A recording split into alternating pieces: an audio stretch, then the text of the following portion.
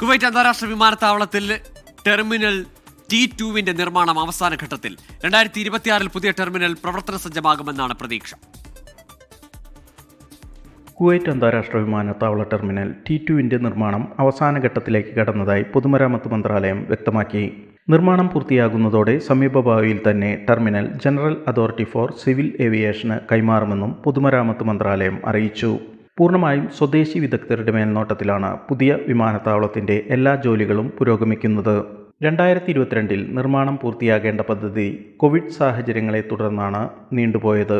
നിലവിൽ ലഭ്യമായ റിപ്പോർട്ടുകൾ പ്രകാരം അടുത്ത വർഷത്തോടെ T2 ടെർമിനൽ പ്രവർത്തനം ആരംഭിക്കുമെന്നാണ് പ്രതീക്ഷിക്കുന്നത്.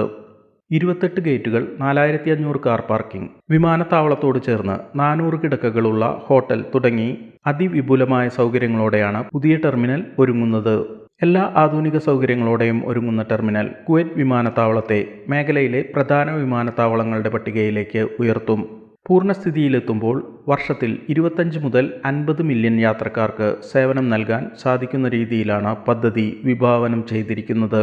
എയർബസ് A380 ഉൾപ്പെടെയുള്ള വലിയ വിമാനങ്ങളുടെ സർവീസിനും വലിയ സൗകര്യങ്ങളാണ് ടെർമിനലിൽ ഒരുക്കിയിട്ടുള്ളത്.